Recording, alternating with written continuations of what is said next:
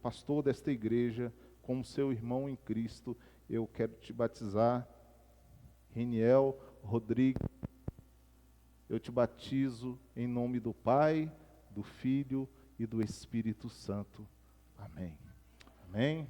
Pode dar uma salva de palmas? Amém. Eu queria chamar a mãe dele, vem aqui à frente, tirar uma foto conosco.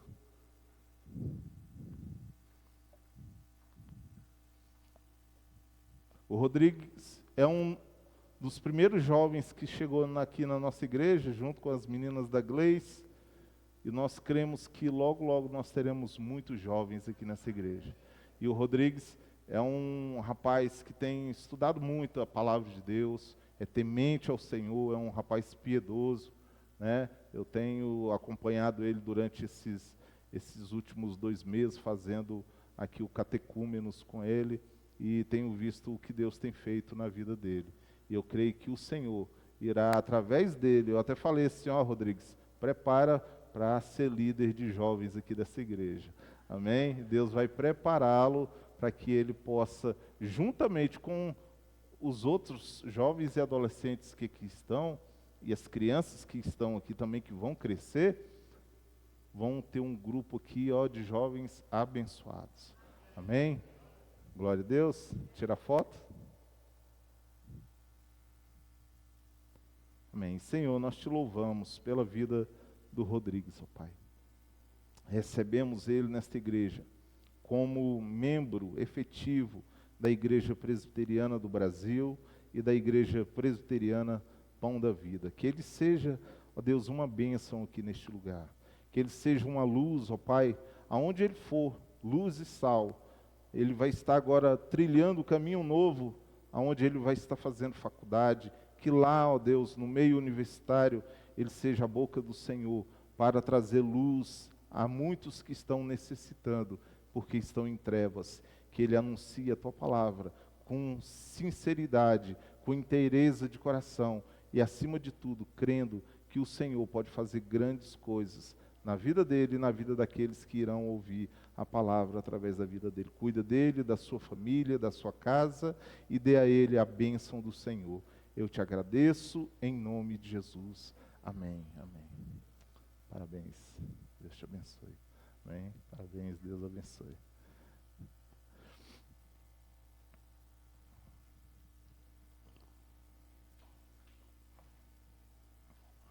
Vamos passar para o momento da Santa Ceia. Amém? Queria convidar aqui.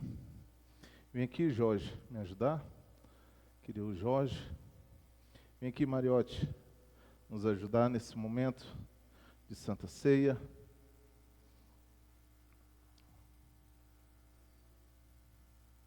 Amém. Glória a Deus. Um pega o pão, outro pega o cálice. Amém. Faremos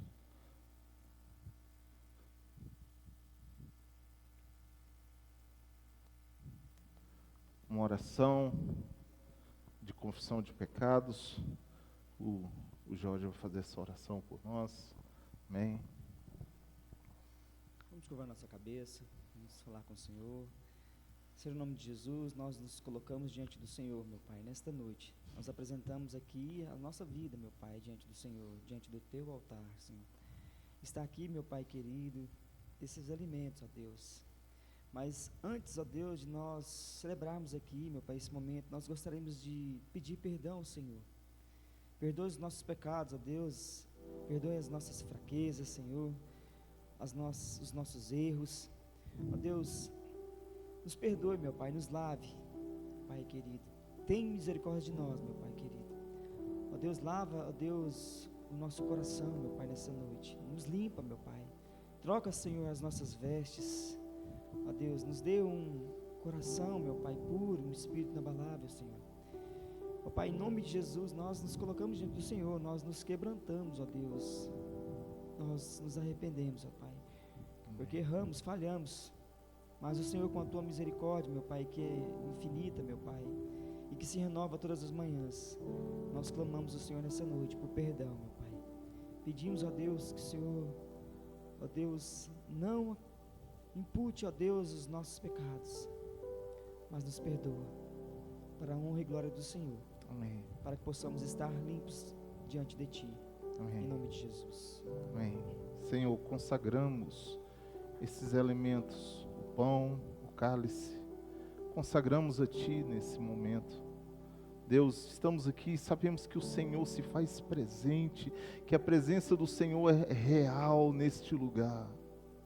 Estamos aqui como o Teu povo, a Tua igreja, ó Deus, e vamos assentar nesta mesa de forma simbólica, ó Deus, nos assentamos a ela, em comunhão uns com os outros, pegaremos o pão, comeremos, lembraremos, ó Deus, do Teu sacrifício, da Tua morte, e sabemos, ó Pai, que o Senhor vivo está, que o túmulo não segurou o Senhor, que a morte não segurou o Senhor, que o inferno não segurou o Senhor vivo está.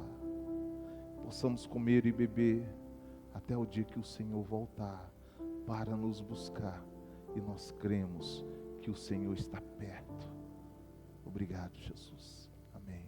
Você que é batizado, você que é membro desta igreja, e se você também é membro de outra igreja e quer fazer parte desse momento de comunhão conosco, você está convidado também a partilhar do pão e do cálice. Pode ficar de pé. Amém?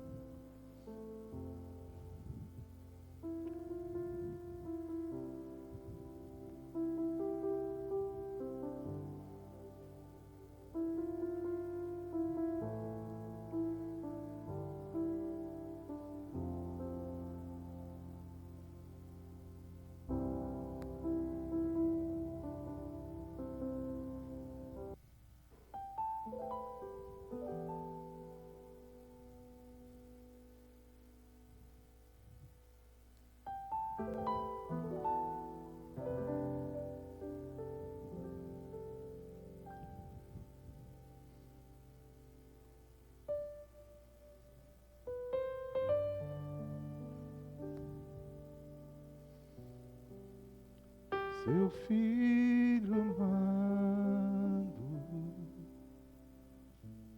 para morrer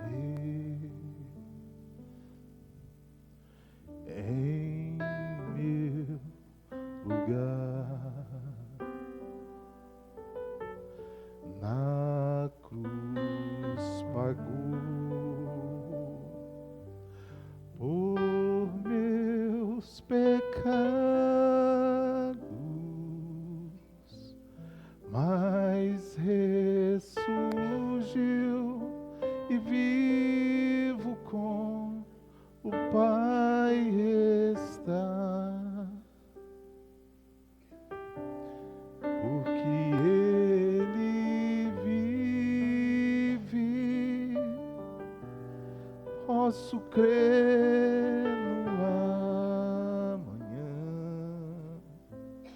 porque Ele vive. Temor não há, mas eu bem sei, eu sei que a minha vida está nas mãos do meu Jesus, que vivo está.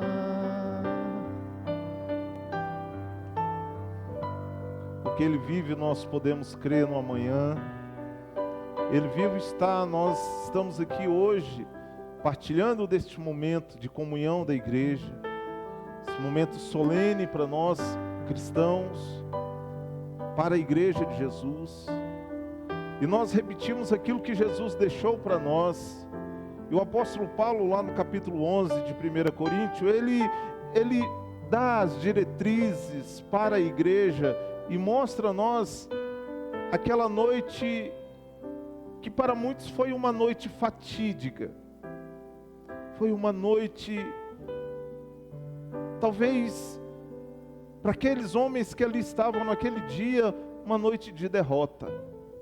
Mas nós sabemos que foi a maior vitória de todos os tempos. Foi a vitória sobre o pecado. Foi a vitória que resgata muitos, não a todos, mas muitos. Muitos vêm a Jesus. Por causa do seu sacrifício, Ele nos atraiu até Ele. Fomos atraídos pelo seu amor, pela sua misericórdia. Então o apóstolo Paulo diz, porque eu recebi do Senhor e ensino a vocês, que o Senhor Jesus, na noite em que Ele foi traído, Ele pega o pão, Ele rasga o pão, Ele parte o pão, em simbologia do seu corpo.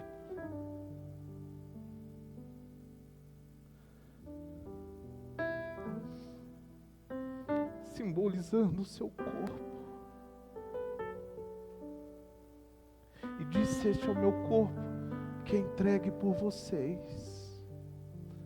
Fazer isso todas as vezes que comerdes em memória de mim. Nós sentamos à mesa e comemos para a glória do Deus eterno.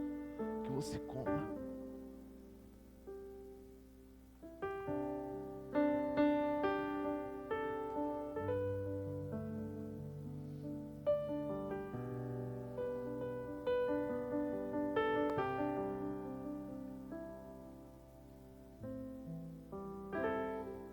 Semelhante modo, depois de ter comido, de ter ceado, Ele pega o cálice nas suas mãos e diz: este cálice é a nova aliança. Não tem mais a velha aliança. Não é mais o sangue de boi, de bode, de carneiro, de ovelha ou de pombas que purificam o pecado. Até porque o sangue desses animais não purificava o pecado, só maquiava. Eram sombras daquilo que iria vir e veio. Este cálice é a nova aliança. Então nós temos uma nova aliança que é inquebrável, é infalível. Essa aliança que é completa, é perfeita, é agradável. Essa aliança que nos leva a Deus. E somos a igreja de Jesus por isso, porque somos a sua noiva, ataviadas a Ele pela nova aliança. Aliança no meu sangue. Fazei isso todas as vezes que beberdes em memória de mim. Que nós possamos beber nesta noite em memória dEle, para a glória dEle. Em nome de Jesus, beba, igreja.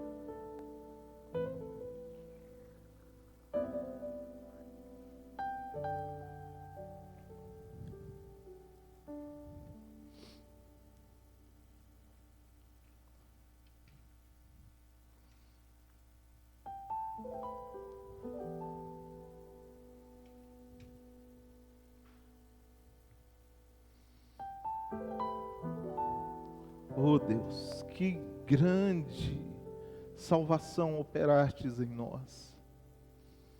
Oh Deus, com grande transformação o Senhor fez em nossas vidas.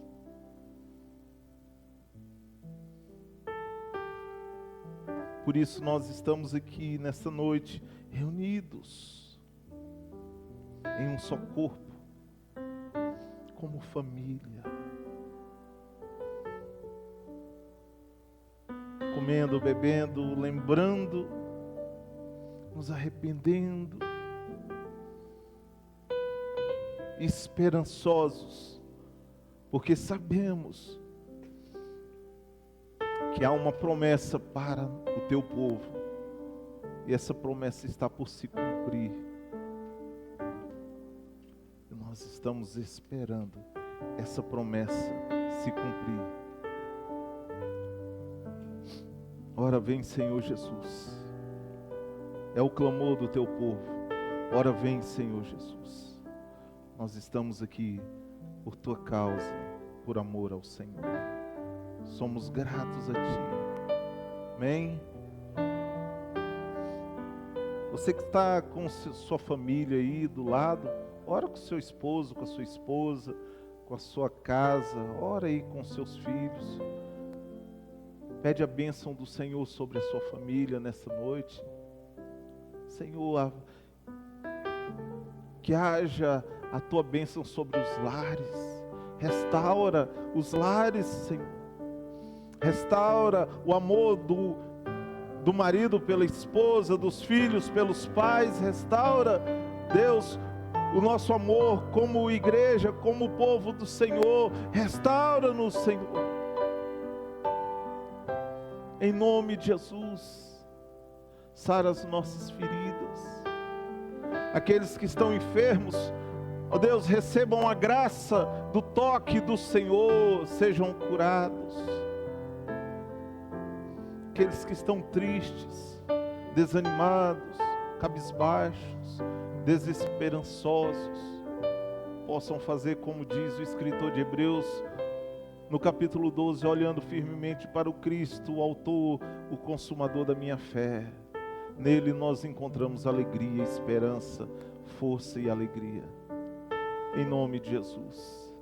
Nos abençoe como família, como povo de Deus. Abençoe a nossa casa, o nosso trabalho, tudo que nós fazemos esteja debaixo da bênção do Senhor. Nós oramos, gratos a Ti, em nome de Jesus. Amém. Amém. Amém. Vamos para a palavra de Deus. Eu queria que você abrisse a sua Bíblia em Êxodo, capítulo de número 32.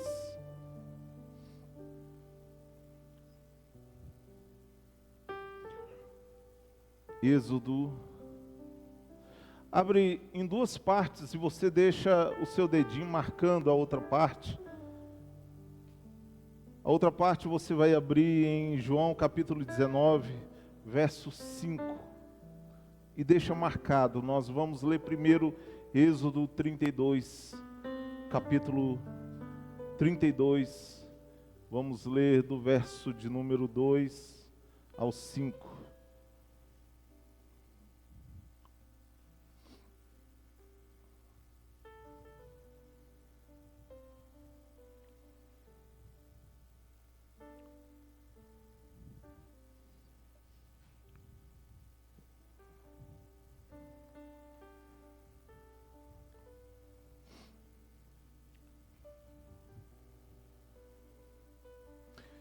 Êxodo, capítulo de número 32, verso 2 ao 5, a palavra de Deus diz assim: E Arão lhes disse: Arrancai os pendentes de ouro que estão nas orelhas das vossas mulheres, dos vossos filhos, das vossas filhas, e trazei-me.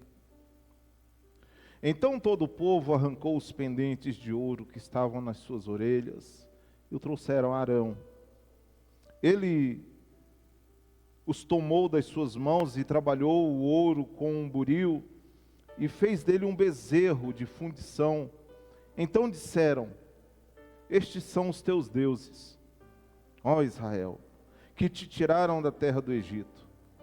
E Arão, vendo isto, edificou um altar diante dele e apregoou Arão e disse: Amanhã será festa ao Senhor. Amém? Vamos para João, capítulo 19, verso de número 5. Diz assim: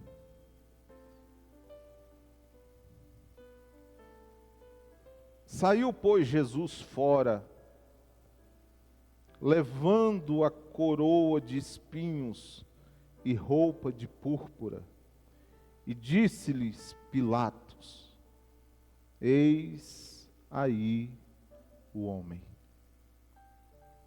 Vamos orar. Senhor, em nome de Jesus, que a Tua palavra fale ao nosso coração.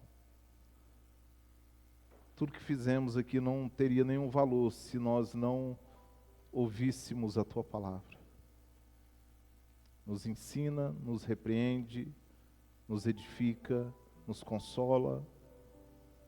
Possamos entender, compreender e aplicar a Tua palavra todos os dias, para a glória do nome de Jesus. Amém. Queridos, o tema da mensagem de hoje, ou o título da mensagem de hoje, é Aqui está o seu Deus. E eu começo a mensagem de hoje perguntando para vocês, quem é Deus para nós? Quem é Deus para você? Que tipo de Deus que você crê? Quem é o Deus que você entronizou no seu coração? Quem é esse Deus? As pessoas nos dias de hoje, elas têm definido quem é Deus e o que Ele faz pela humanidade.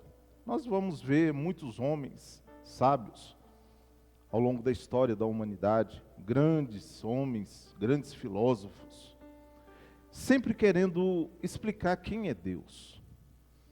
A religião tenta explicar quem é Deus. Quem é Deus? Deus, na verdade, não é nem um nome, Deus é um título, né?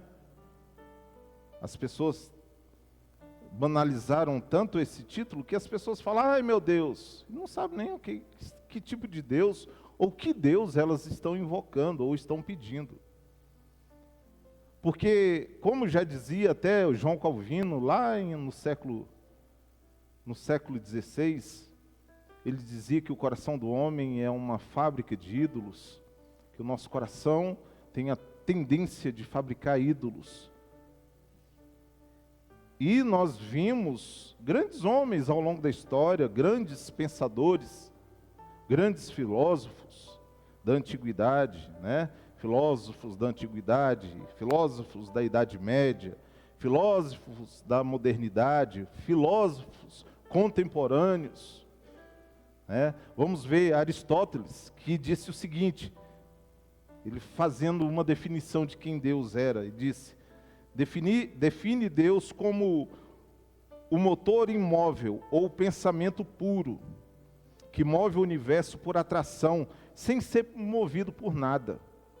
É a causa final, é perfeita, é autossuficiente, que não conhece o mundo. Então Aristóteles faz uma definição de Deus, dizendo que Deus é um tipo de motor, que gere, que move o mundo. É uma boa definição? Talvez sim, mas muito rasa, para definir a grandeza e a magnitude desse Deus. Nós vamos ver na Idade Média Santo Agostinho, que vai dizer o seguinte, Deus é o ser supremo, a verdade imutável e a bondade em si acessível, não apenas pela razão, mas pelo amor e experiência interior.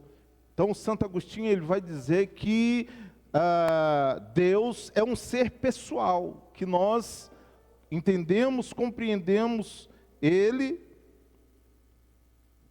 porque Ele é esse ser que faz parte da vida interior do homem. Ou seja, Deus habita em nós. Deus mora em nós. E Santo Agostinho não está errado, porque Jesus disse que o Espírito Santo em nós habita. Olha, eu vou embora, mas eu deixo com vocês o Consolador, o Espírito, que vai fazer com que vocês compreendam, entendam, se arrependam, entendam as Escrituras, se arrependam dos seus pecados e vejam quem é Deus. Então o Espírito Santo, Jesus vai dizer que Ele nos convencerá do pecado, da justiça e do juízo. Se você hoje está aqui, você entende que você é um pecador. Se você está aqui, você entende que Deus é justiça, que Ele faz justiça. E se você entende que ele vai trazer juízo, então você foi chamado por Deus. Então você foi alcançado por Deus. Também vamos ter um outro pensador cristão, que era Tomás de Aquino, que tem uma obra muito vasta na teologia cristã, e ele diz o seguinte: ele utilizou a lógica aristotélica, tanto é que a nossa teologia, ela pende muito para a filosofia aristotélica e platônica, e vai dizer o seguinte: a existência de Deus através de 5 vias, definindo-as como a causa primeira, o ser necessário e os atos essendi, ou o próprio ato de existir. Então, o próprio ato de existir é uma amostra de que Deus existe, de que Deus é um ser que criou todas as coisas. É uma boa definição. Alguns pensadores modernos, como Nietzsche, ele vai dizer que Deus morreu. Que Deus, ele proclama a morte de Deus. Ele interpreta como fim da ideia de Deus, como fundamento último da moralidade, da realidade ocidental. Então Nietzsche saiu de uma família cristã, o pai pastor. Ele é um filósofo, morreu já há muitos anos, filósofo alemão. E Nietzsche, então, se tornou um ateu. E para provocar os da fé, ele diz: olha, Deus morreu. Esse Deus, porque ele via os cristãos da sua época, e ele não via a transformação na vida daquelas pessoas que se diziam servir a Deus. Será que está bem, um pouco igual, ou está diferente do que nós vivemos nos dias de hoje? As pessoas hoje falam: eu sou cristão, sou evangélico, porque ser evangélico já virou moda, mas não há mudança de vida, não há transformação.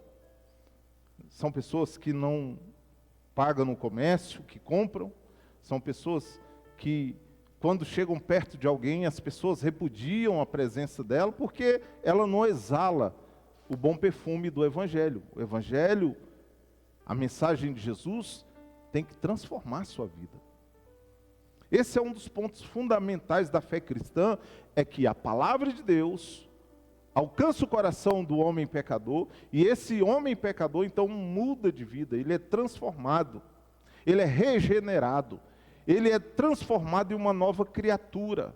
Haja vista que o apóstolo Paulo diz: olha, aquele que está em Cristo Jesus, nova criatura é.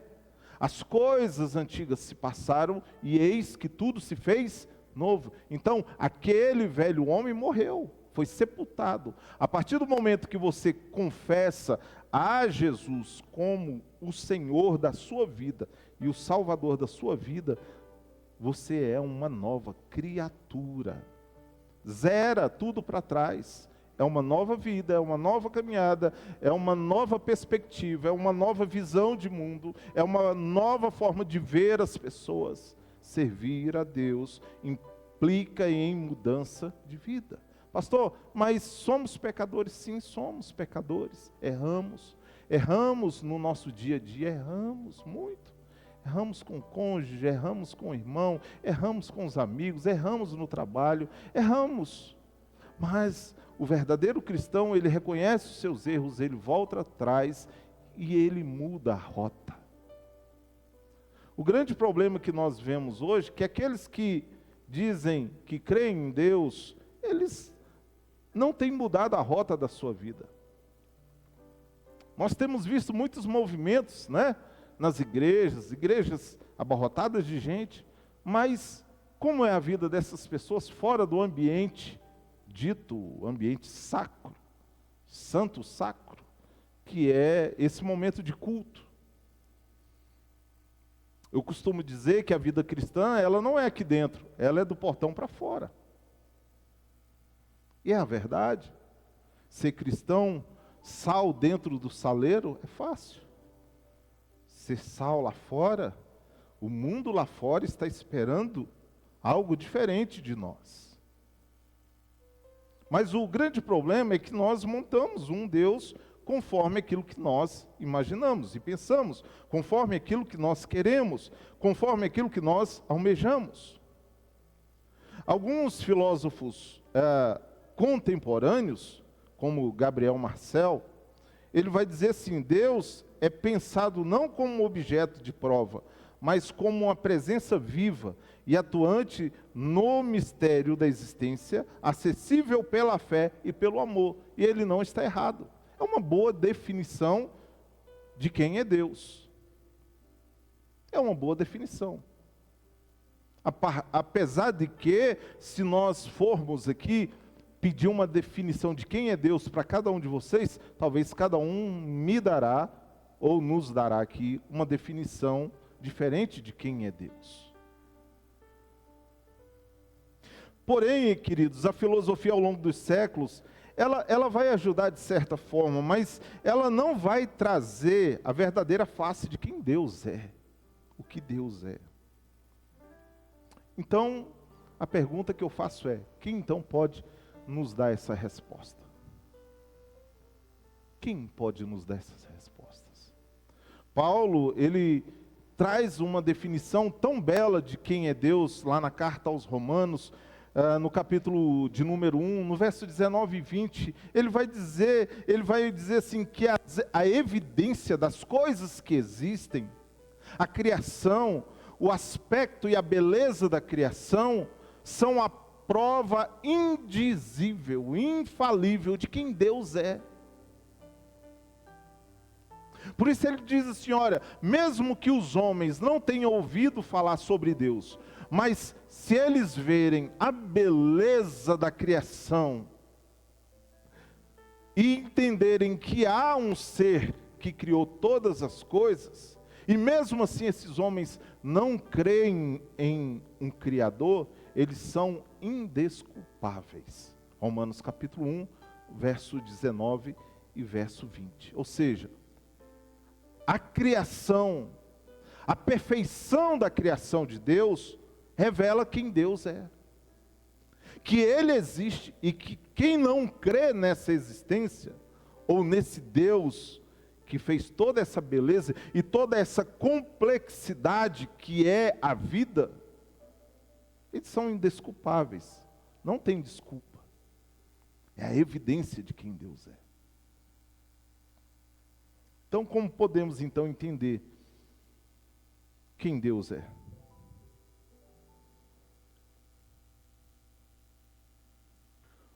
O grande problema, meus irmãos, que eu vejo, é que o ser humano, ele, como eu disse aqui no começo, ele molda um Deus segundo as suas expectativas.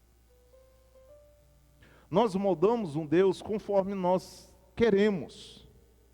Haja vista que o que acontece hoje na grande cristandade evangélica do Brasil é que Deus é um Deus quase que um Papai Noel, não é? As pessoas, se você perguntar assim, por que você vai à igreja? Se eu perguntar para você, por que você vai à igreja? Por que você está aqui? Qual a nossa necessidade de estar aqui? É uma pergunta que você deve se fazer. Muitos não sabem responder essa pergunta. Muitos vão dizer assim: eu vou à igreja porque eu me sinto bem lá, é um lugar tão bom. Outros vão dizer assim: não, eu vou lá porque eu quero alcançar uma bênção. Entende que isso é uma perspectiva de moldar um Deus do jeito que a gente imagina? Não, porque eu quero receber uma bênção. Então a pessoa já vem com uma intenção de receber alguma coisa de Deus. Eu costumava dizer antigamente que os nossos cultos geralmente são uma forma de bater a carteira de Deus. E os trombadinhas somos nós. Porque a gente vem aqui querendo arrancar alguma coisa dele. Se eu perguntar para você hoje, o que você quer aqui? Que tipo de Deus você montou na sua cabeça aí? Quem é esse Deus? Uma vez eu perguntei para uma pessoa assim, por que você... o que é ser cristão para você? Ele me disse assim, ser cristão é receber as bênçãos de Deus. Ser cristão é eu não beber, eu não fumar, eu não me prostituir. Olha as definições tão rasas que as pessoas dão para o cristianismo. Diante da profundeza tão grande que é ser um cristão. Se ser um cristão, irmão, é só para nós conseguirmos coisas aqui, esse Deus que nós montamos na nossa mente, esse Deus Lego, esse Deus Minecraft, que nós moldamos ele segundo as perspectivas da nossa mente carnal. Por isso que Paulo vai dizer a Timóteo, lá na sua segunda carta, no capítulo 3, vai dizer, olha, as pessoas não querem a sã doutrina, vai chegar um tempo, porque elas vão ter coceira no ouvido, e elas vão levantar mestres, pastores, segundo os seus pecados. Ou seja, eles vão montar um tipo de Deus, eles vão montar um tipo de líder para poder atender as necessidades deles. E é o que está acontecendo hoje. Se você for em algumas igrejas e fala assim, por que você vem na igreja? É porque eu quero receber um milagre. Por que você está aqui hoje? É porque eu quero conseguir um marido. Se possível, bombado. Né? Se possível, sarado. Dos olhos azuis. Bonitão, cheiroso. Você perguntar para o rapaz novo, por que você vem à igreja? É legal, um movimento. A mulher, talvez, ela até tenha um objetivo um pouco mais fixo, né? Mais reto, mais, vamos dizer assim, ela é mais contundente naquilo que ela quer. O homem, geralmente, demora mais a amadurecer, então o homem fica atrás de movimentos. Muitos frequentam a igreja atrás de uma gatinha também, né? Deus vai me dar a minha Rebeca. É o tipo de Deus que as pessoas criam para elas, que não é o Deus da Bíblia. O Deus da Bíblia, ele não é tão superficial assim. O Deus da Bíblia, ele é mais profundo do que isso. Ele é mais intenso do que isso. O Deus da Bíblia, a missão dele para com a sua criação, que somos nós, é muito maior do que te dar algo que é espúrio e que logo vai embora, logo acaba. Então quem é Deus? Arão, nós lemos o primeiro texto, ele fez um Deus. Arão não aguentou a pressão, e talvez isso, irmãos, seja a causa de muitos crentes hoje sucumbirem, não aguentarem a pressão. Esse mundo é uma panela de pressão, está nos pressionando, está cozinhando, e esse mundo está a ponto de explodir. Arão recebeu uma pressão. Primeira pressão foi que Moisés subiu ao monte para pegar os mandamentos. Tinha 40 dias que Moisés estava lá. Quem ficou como pastor do povo? Arão. Arão foi pressionado. O povo falou, olha, Moisés morreu, Moisés já era. Moisés escafedeu, bateu a bota, está fedendo. E nós estamos aqui igual bobo, no pé desse monte, parados, nesse deserto, sem água, sem comida.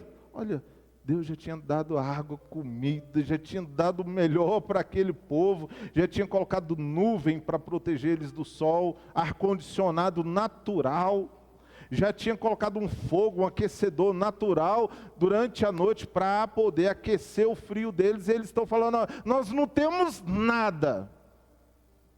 Porque talvez o pensamento desse povo é o pensamento de Nietzsche. Deus morreu e Moisés morreu junto com ele lá em cima do monte. Então, Arão, trata de fazer um Deus do jeito que nós queremos. Irmãos, aqui se vocês esperarem um Deus do jeito que vocês querem da minha parte, não vai ter. Eu já fui pressionado aqui de várias formas para poder, às vezes, ser um pouco mais maleável e apresentar um Deus mais, vamos dizer assim, mais light. Não vai ter. Então, Arão, ele é pressionado, e então ele fala assim, olha, no verso 2, Êxodo 32, 2. Então Arão disse: arranca os pendentes de ouro que estão na orelha das vossas mulheres, dos vossos filhos, das vossas filhas, trazei-mo. Então todo o povo arrancou os pendentes de ouro que estavam nas suas orelhas e trouxeram a Arão. E ele os tomou das suas mãos, trabalhou o ouro com um buril, que era um tipo de instrumento para poder fazer, né, a imagem, era uma ferramenta, e fez dele um bezerro de fundição. Então disseram: estes são os teus deuses. Está aí, ó. Olha aí o Deus que vocês queriam. Está aí. Olha aí o Deus de vocês, ó Israel, que te tiraram da terra do Egito. Olha aí, esse é o Deus que vocês queriam. Esse Deus é o Deus que tirou vocês da escravidão do Egito. O pior de tudo ainda está no versículo de número 5, que Arão vai dizer assim, ó: e Arão, vendo isto, edificou um altar diante dele, e apregoou Arão, e disse: amanhã será festa ao quê? Ao quê? Mesmo? O Senhor aí está com S maiúsculo, minúsculo, como é que está aí na sua Bíblia? Maiúsculo, né? Arão chamou o Deus feito pelas mãos de Yahvé. Ele fez o ídolo que ele almejou e que aquele povo almejou no coração e disse: olha, esse ídolo aí é Yahvé. É o Deus que tirou vocês do Egito, é o Deus que deu água, que deu comida, que deu provisão, que deu roupa para vocês. Esse é o Deus de vocês. Apregoou um dia de festa a Yahvé. Pode ser pior o ser humano montar um Deus conforme a sua capacidade mental?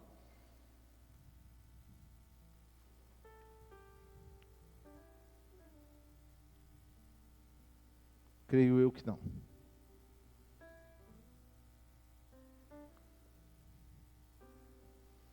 A verdade é que nem a filosofia, nem o conhecimento mais profundo pode explicar a dimensão de um Deus que frustra todas as nossas expectativas.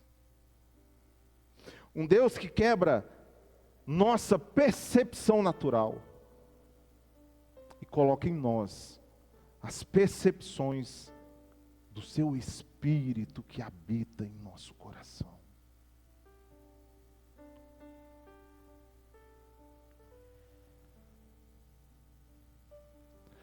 De nós que cremos no Cristo, no Deus que sangrou por nós. Assim como então Arão mostrou um Deus conforme o coração daquelas pessoas queriam, um Deus moldado pela mente humana, então Deus, na sua grandeza, após milênios depois, Deus então se revela na pessoa de Cristo. A grandeza de quem é esse Deus? O meu Deus é o Deus que se humilha. O meu Deus, quem é Deus? O meu Deus é o Deus que se fez carne e tabernaculou conosco. No Antigo Testamento tinha o tabernáculo. Agora o tabernáculo está em nós. Ele tabernaculou conosco, Ele andou conosco, sentiu as nossas dores, nossas tristezas, nossas angústias. Quem é esse Deus?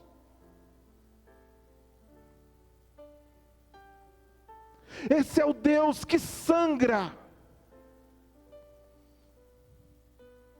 Quem é esse Deus? Olha no verso de número 5 do capítulo 19. Quem é esse Deus? João 19:5 diz assim: saiu pois fora levando a coroa de espinhos. Olha aí o seu Deus, que tem uma coroa, que leva na sua cabeça, cravejada por uma coroa de espinho, que entra no seu crânio, que entra na sua cabeça, que sangra. Então ele é levado por Pilatos até aquela multidão que pensava que Jesus veio para poder livrar eles da opressão de Roma. Não. Nós pensávamos que esse Jesus seria o nosso Salvador, Ele ia nos livrar dos impostos de Roma. Ele ia nos livrar das atrocidades que o império impõe contra nós. Agora, é esse homem pequeno, como Isaías nós lemos aqui, não vimos nele nenhuma beleza, não havia formosura nele, os olhos se afastavam dele, as pessoas se afastavam dele. As pessoas queriam distância dele. Porque as pessoas idealizaram um Deus que não era o Deus Criador. Então Pilatos continua dizendo assim, olha, a palavra de Deus continua dizendo assim: e disse Pilatos, eis o homem, eis aí o seu Deus. Eis aí o seu rei. Irmãos, vocês podem fechar os olhos e imaginar Jesus ali, diante daquela multidão possessa, aquela multidão que pensava que ele era uma coisa que ele não era, que eles tinham colocado na mente dele que ele era um tipo de Salvador que ele não era. E agora está diante daquela multidão que outrora disse a ele, ó, Hosana, bendito é aquele que vem em nome do Senhor, e colocavam as suas vestes, colocavam os ramos, e ele passava por cima, e ele entrou como rei, mas agora o rei está com uma coroa de espinhos, e está diante daquela multidão que estava gritando, Hosana, bendito o nome, bendito o rei que vem em nome do Senhor. Agora essa mesma multidão que exaltava está dizendo, crucifica-o, mata-o, elimine-o, porque não é esse Deus que nós queremos, não é esse rei que nós queremos. Nós rejeitamos esse rei, nós não queremos a presença desse rei, nós não queremos ele nem mesmo contado com os viventes, queremos ele morto. Talvez, irmãos, esse é o tipo de Deus que os evangélicos hoje estão almejando. Grande parte das igrejas está almejando. É um Jesus que só dá bênção. Tanto as nossas músicas evangélicas são tão vazias, por isso que elas tocam nas rádios. É só vitória, só vitória, só vitória.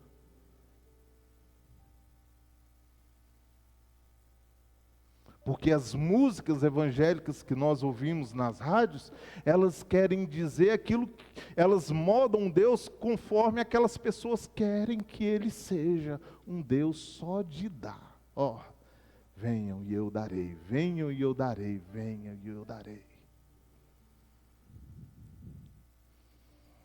Está diante deles o Cristo cru, o Deus que vai sangrar na cruz.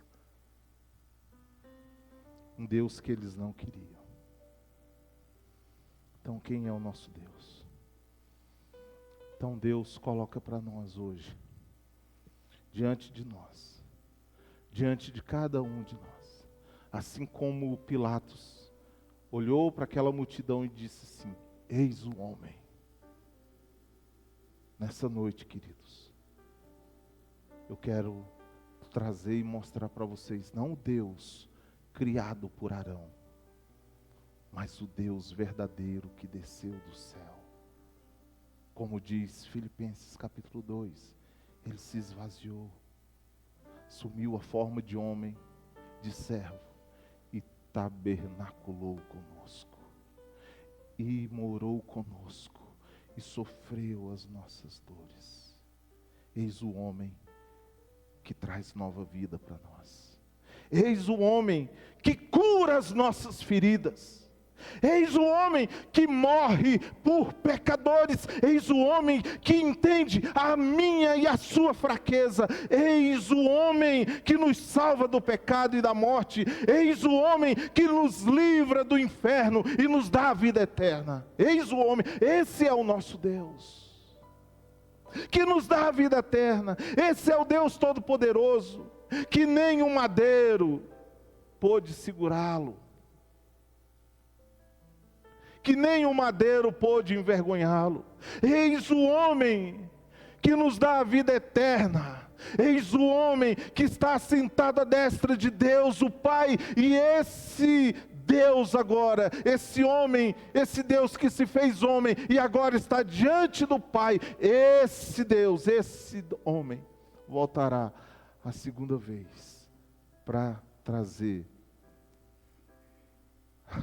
a vida eterna para nós, para nos dar a salvação eterna, para nos levar para as moradas eternas. E eu encerro essa noite, eu estou lendo um livro do Dr. Martyn Lloyd-Jones, que o título do livro é O Deus Suficiente. É uma exposição de Isaías 40. E no livro ele vai dizer assim: se tivéssemos apenas uma leve concepção de Deus, não haveria necessidade de discutir o pecado. Entende? Se você soubesse, entendesse a dimensão da santidade, da grandeza desse Deus. Irmãos, pense, esse Deus é o Deus em que os anjos, os serafins, os querubins, quando estão diante dele, a Bíblia diz que eles tapam o rosto. Eles não conseguem olhar. Agora o anjo, um arcanjo, um querubim, que são seres puros, eles não conseguem fixar os olhos em Deus. Quem somos nós?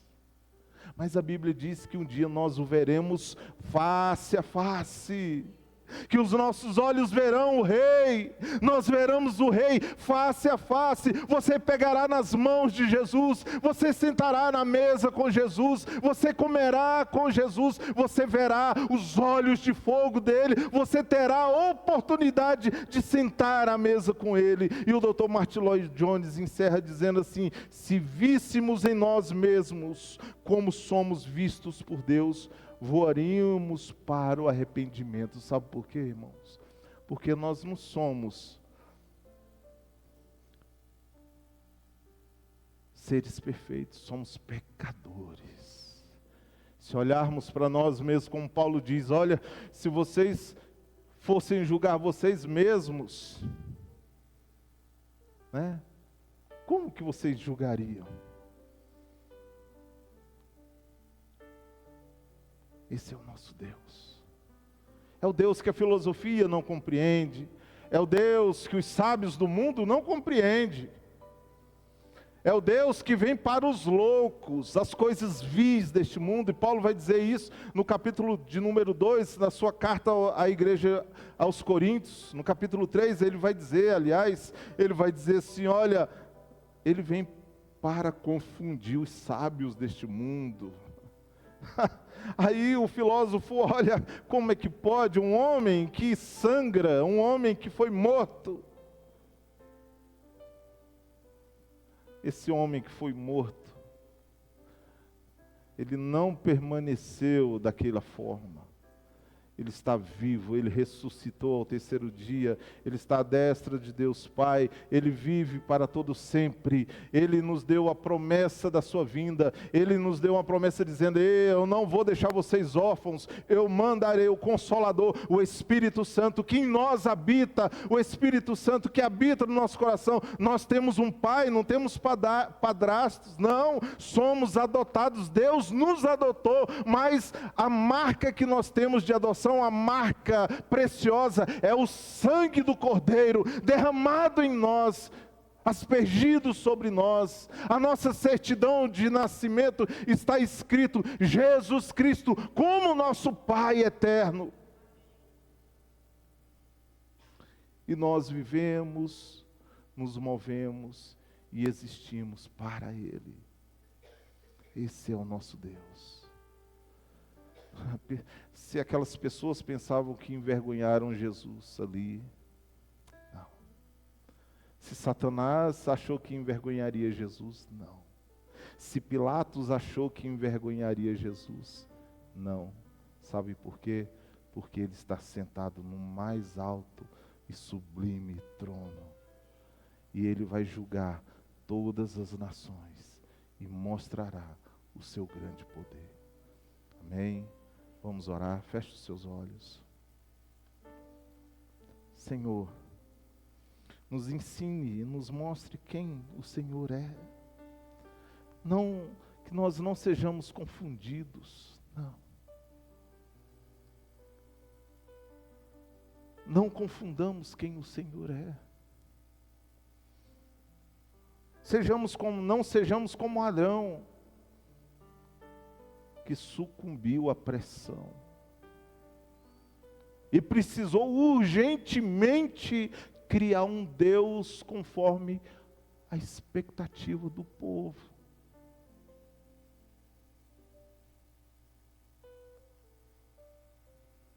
Nós não. Nós cremos em Jesus Cristo, nosso Senhor, que se fez homem, habitou entre nós, e vimos a sua glória como a glória do unigênito do Pai. O mundo que estava em trevas viu uma grande luz. O mundo que estava em inimizade com Deus encontra reconciliação através desse homem. Eis o homem que nos reconcilia com Deus. Eis o homem que nos dá a certidão de adoção. Eis o homem que nos garante a vitória pelo sangue de Jesus Cristo. Nós te louvamos nessa noite, te agradecemos, em nome de Jesus. Amém, amém, amém. Quem nos visita hoje pela primeira vez, levanta as mãos, né? A mãe do Rodrigues, ela, na verdade, ela quase que não é nem uma visita, porque ela trabalha aqui na escola, né? Mas muito obrigado pela presença de vocês, que vocês voltem outras vezes, amém?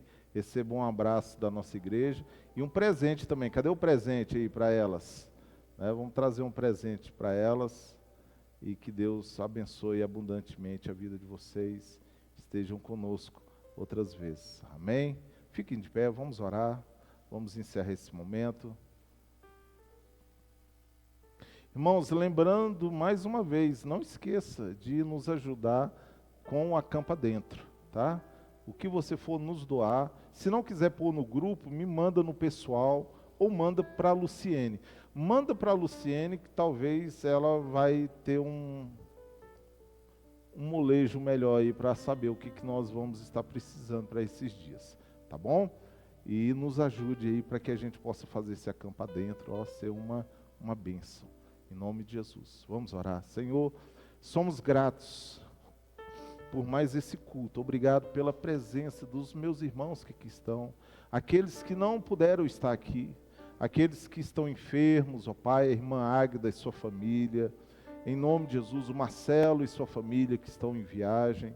Senhor, em nome de Jesus, se houver mais algum irmão que está enfermo, que a mão do Senhor os toque, os cure, os livre desses males e dê a eles a bênção do Senhor. Senhor, nos dê a tua paz, guarda a nossa semana da segunda ao domingo, nós possamos estar guardados pelas mãos poderosas do Senhor, seja no trabalho, seja na vida comum do lar, aonde estivermos, o Senhor esteja conosco. E que a graça do Senhor Jesus, o amor de Deus e as ternas consolações do Espírito Santo, seja com toda a igreja. Você diz amém? Deus te abençoe e até quarta-feira, em nome de Jesus. Vamos para o nosso café ali.